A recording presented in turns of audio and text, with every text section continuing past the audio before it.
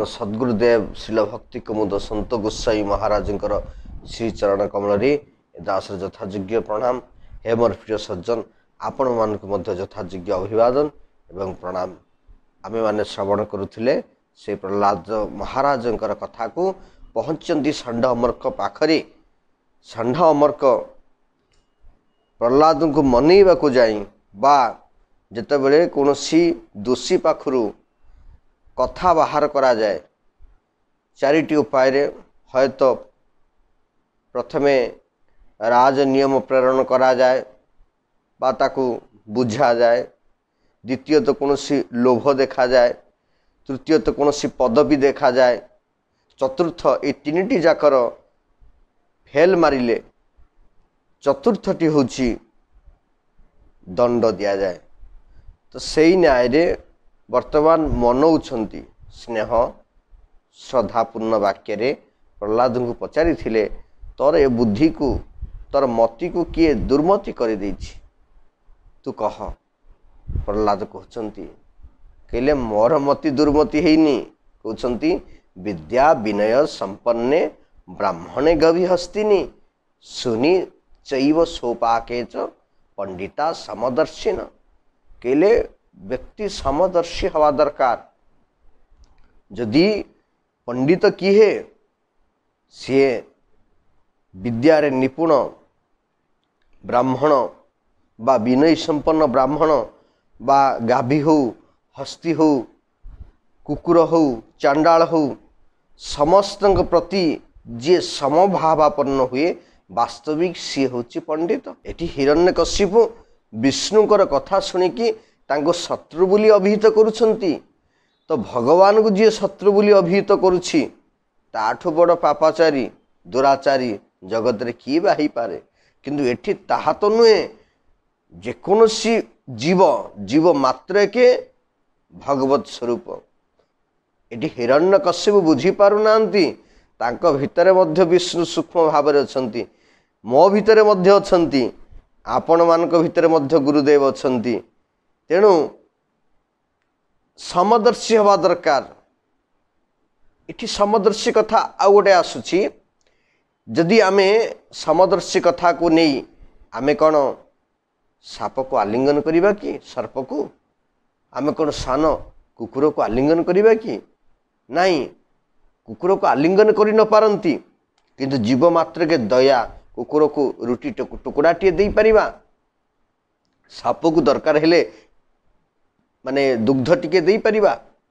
ତାର ଶରୀରଟା ଯେହେତୁ ମାନେ ଏକ ଭୟଙ୍କର ଶରୀର ସେ ପ୍ରାପ୍ତ ହେଇଥାଏ, ତା ଭିତରେ ଆତ୍ମା ଅଛି, ସିଏ ସମଦୃଷ୍ଟି।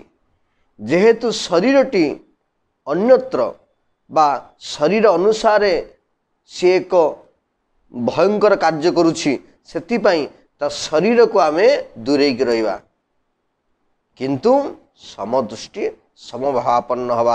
ଆମ ପାଖରେ କି ଧନୀ, କି ଗରିବ, କି ନୀଚ, କି ଉଚ୍ଚ, ଇଏ କୌଣସି ପ୍ରଭାବିତ ହେଇପାରିବ ନାହିଁ।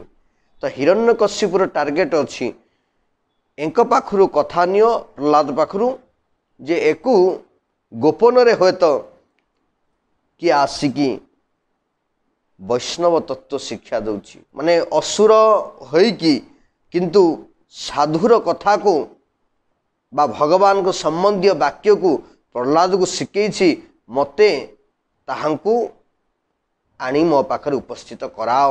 ଇଏ ହିରଣ୍ୟକଶ୍ୟପର ଆଦେଶ ଥିଲା। ତ ଏଠି ଯେତେବେଳେ ପଚାରିଛନ୍ତି, କହିଲେ ଇଏ କହିଲେ ନା ନା, କହିଲେ ଏଇ ହେଉଛି ସମଦର୍ଶୀ। ତେଣୁ ଭଗବାନ ତ ସମସ୍ତଙ୍କୁ ବିକିରଣ କରୁଛନ୍ତି। ଭଗବାନ ଯେତେବେଳେ ସୂର୍ଯ୍ୟ ଯେତେବେଳେ କିରଣ ପ୍ରଦାନ କରୁଛି, ସେ ଧନୀ ଗରିବ ସେ କୌଣସି କିଛି ମାନେନି, ସବୁଆଡ଼େ କିରଣ ପ୍ରଦାନ କରେ। ଭଗବାନ ସେଇଭଳି କିରଣ ପ୍ରଦାନ କରୁଛନ୍ତି। ଆଉ ଶେଷରେ ପ୍ରହ୍ଲାଦ ମହାରାଜ କହୁଛନ୍ତି, ଭଗବାନ ଯେଭଳି ଚୁମ୍ବକ ଲୁହାକୁ ଟାଣେ, ଭଗବାନ ମୋତେ ସେଇଭଳି ଟାଣୁଛନ୍ତି। ମୋର ଆପେ ଆପେ ସ୍ୱୟଂ ସମ୍ପୂର୍ଣ୍ଣ ଭାବରେ ମତିଟି ତାଙ୍କ ପାଖରେ ଲାଗିଯାଉଛି। ଆଚ୍ଛା, ଭଗବାନ ଯଦି ସମସ୍ତଙ୍କୁ କୃପା ପ୍ରଦାନ କରୁଛନ୍ତି, ତାହେଲେ ଷଣ୍ଢ ଅମର୍କ ହିରଣ୍ୟକଶ୍ୟପଙ୍କୁ କାହିଁକି ହେଲାନି? କହିଲେ ଏଠି ବି ପୁଣି କଥା, ଲୁହା जदि लुहाटी कलंकी लगी जाइथिबो ताहले चुंबक किभली टाणिब चुंबकर माने शक्ति तापर पड़ुथिबा सत्ते जेहेतु कलंकी थाए उपरे से लुहा पर्यंत जाई पारेनी तेणु माने इनडायरेक्टली प्रहलाद महाराज